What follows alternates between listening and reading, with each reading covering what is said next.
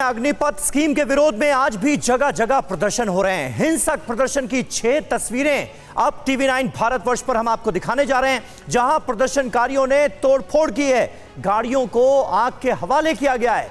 ये देखिए तस्वीर, ये रही आपके सामने बिहार की मसौढ़ी में स्टेशन के पास जमकर आगजनी और तोड़फोड़ की गई है। स्टेशन के बाहर खड़ी गाड़ियों को आग के हवाले कर दिया गया। वहीं बिहार के मुंगेर में बीडीओ की गाड़ी में तोड़फोड़ की गई।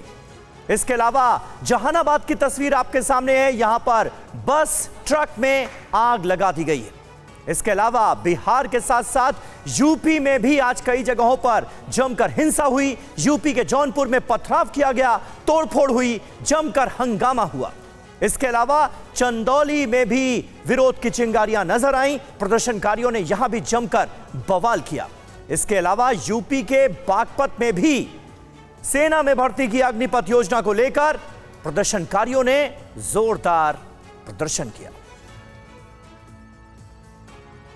और वहीं पटना में अग्निपथ योजना के खिलाफ हिंसक प्रदर्शन हुए हैं। पटना के पास मसौढ़ी के तारेगना स्टेशन में आग लगा दी गई है। कई वाहन जलकर यहां खाक हो गए। स्टेशन के बाहर खड़ी कार और बाइक में भी आग लगा दी गई। पुलिस पर कई राउंड की फायरिंग भी की गई है। जानकारी यह भी मिल रही है। पटना के तारेगना स्टेशन की ये तस्वीरें इस वक्त आपके सामने हैं। किस कदर हिंसा और आगजनी का सहारा लिया गया है प्रदर्शनकारियों की तरफ से, ये आप देख सकते हैं। अग्निपथ योजना के खिलाफ 3 दिनों के हिंसात्मक प्रदर्शन के बाद आज की ये तस्वीर है, जब बिहार सरकार ने, बिहार की पुलिस ने ये दावा किया था कि आज चाक चौबंद व्यवस्था है। खास करके पटना के एसएसपी, पटना के डीएम खुद सड़कों पर थे और पटना ज़िले का ये तारेगना रेलवे स्टेशन, जिसे पूरी तरह से आप देखिए किस तरह से बाहर मोटर बाइक्स जलाए गए हैं, पुलिस की जिप्सियां फूंक दी गई हैं और सब कुछ जो कुछ साजो सामान यहाँ मौजूद हो सकता है, टिकट काउंटर है, बुकिंग काउंटर, ये तमाम चीज़ों को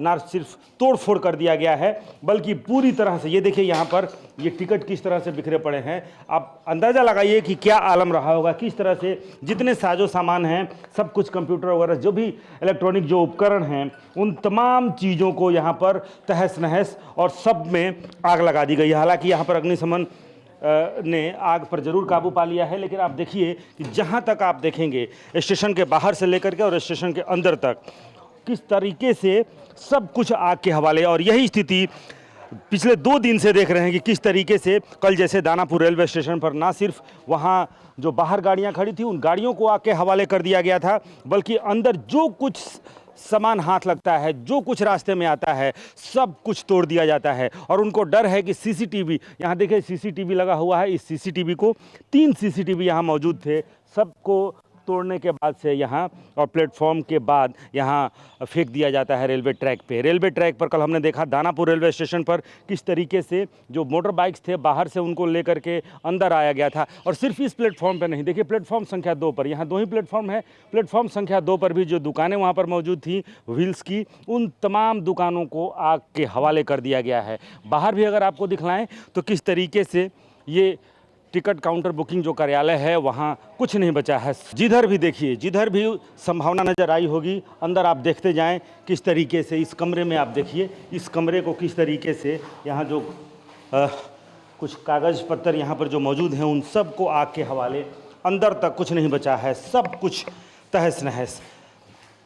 जो आलम कल या उसके 1 दिन पहले था, देखिए यहाँ पर पार्सल घर और यहाँ पर जो मोटर बाइक्स मौजूद थे उनकी क्या हालत है, किस तरीके से आग लगी होगी।